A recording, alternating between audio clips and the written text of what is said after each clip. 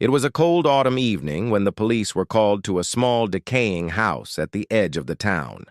Officer Henry Williams, a veteran with over 20 years of service, was no stranger to strange and difficult cases. But something about this one felt different from the moment he stepped out of his patrol car. A woman had called, her voice trembling with fear, saying that her neighbor's daughter was acting strangely. According to the report, the young girl, Lily, had been whispering the words, "Dad isn't dead. He's under the floor." No one knew exactly what she meant, but the report also mentioned that her mother was nowhere to be found, and the house seemed eerily quiet. As Officer Williams approached the house, the air felt thick with tension. The streetlights cast long shadows over the cracked pavement, and the faint smell of something decaying lingered in the air. The house was old, with chipped paint and broken windows. It stood like a forgotten relic, crumbling under the weight of time. Inside, a small, dark hallway led to a living room. In the center, Lily sat on the floor, her small legs folded beneath her. Her face was pale, her eyes wide and hollow, as if she had seen something no child should ever see. Officer Williams bent down, kneeling in front of her. "Hey there, little one. What happened?" he asked gently. Lily looked up at him, her eyes filled with tears. "Dad's under the floor," she whispered.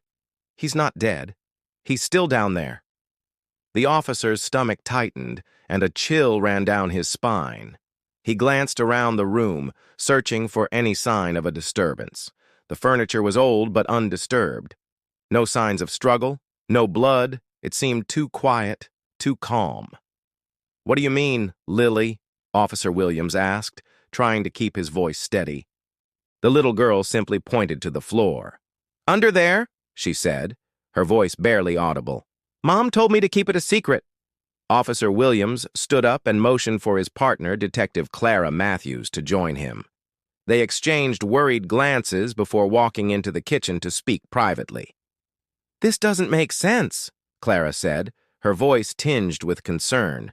"A missing mother, a child claiming her father isn't dead. What could she be talking about?" "Let's check the house. We need to search for any clues," Williams suggested. They began to search each room methodically, trying to uncover any sign of foul play. There was nothing. No broken locks, no signs of forced entry.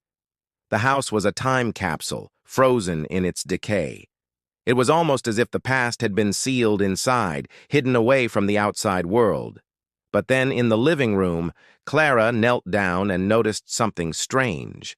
One of the floorboards seemed slightly out of place. It was too new compared to the others, as if it had been recently replaced. She tapped it with her hand, and to her surprise, it gave way with a soft thud. "Officer Williams," Clara called out. "Come take a look at this." Williams approached, his heart racing. There, hidden beneath the floorboards, was a small, dusty compartment. As they pried it open, they gasped at what they found. A wooden chest, old and covered in cobwebs, sat nestled in the compartment. It looked like it had been there for years. Clara hesitated, then reached for the chest. She carefully lifted it out and opened it. Inside there was a series of old, yellowed letters, photographs, and a faded journal. But it was the journal that caught Clara's attention. She flipped through the pages, her eyes scanning the words. And then, her breath caught in her throat. The journal detailed the life of a man named Thomas Harris, Lily's father. It described his troubled past, his love for his wife, and his mysterious disappearance. The last entry, dated nearly 2 years ago, was a cryptic message. "I have seen things that no man should. My work is not done, and neither am I.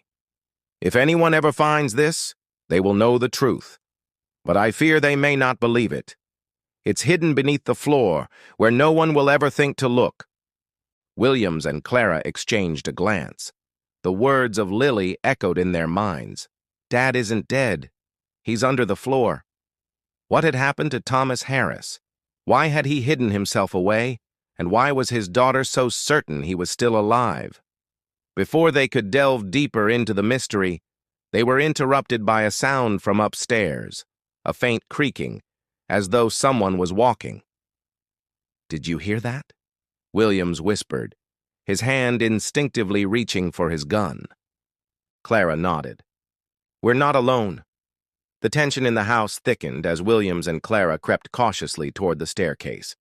The air was heavy, as if the house itself was holding its breath. With each step they took, the creaking noise grew louder, and their hearts pounded in their chests. As they reached the top of the stairs, Clara motioned for Williams to stay behind her. She took a deep breath before pushing open the door to the room at the end of the hall. The room was dark, lit only by the faint glow of moonlight streaming through a cracked window. And there, standing in the center of the room, was a man. It was Thomas Harris, but he was different. His once bright eyes were dull, and his skin had an unnatural pallor. His clothes were torn and stained. He looked like he had been hiding for years. Lily's voice echoed in their minds. "Dad isn't dead. He's under the floor." "Thomas?" Clara whispered, her voice trembling. "Is it really you?" Thomas didn't respond. Instead, he took a slow step forward, his eyes fixed on the floor. He seemed to be in a trance, as though something was controlling him. "Thomas, please," Williams called out. "What happened to you? What's going on?" But Thomas didn't answer. Instead, he began to move toward the floorboards, his hand trembling as he reached for them. "No, don't," Clara said, her voice filled with fear. But it was too late. With a sudden, jerking motion, Thomas ripped up the floorboards. Beneath them was another compartment, a hidden passage leading deep underground. Without saying a word, Thomas stepped into the darkness below. Williams and Clara stood frozen, unsure of what to do. Should they follow him? What had driven him to hide for so long? And what awaited them in the darkness? They exchanged one final glance before making the decision. They had no choice but to follow him, to uncover the truth once and for all. As they descended into the passage, the air grew colder and the walls seemed to close in around them. The passage stretched on, winding deeper into the earth. And then they saw it. The room at the end of the passage was filled with strange, eerie symbols, symbols that seemed to pulse with a life of their own. In the center of the room, on a pedestal, was a small, ancient-looking box. It was sealed shut with an intricate lock, and something about it felt wrong. But as Clara approached the box, a loud, bone-chilling screech filled the room. The door slammed shut behind them, and the floor beneath their feet began to shake. Before they could react, the box opened by itself, revealing a dark, swirling energy inside. And then they understood. This wasn't just a man hiding from his past. Thomas Harris had been trying to protect the world from something far darker, something that had been waiting for the right moment to escape. The truth had been hidden under the floor all along, but now the world would never be the same.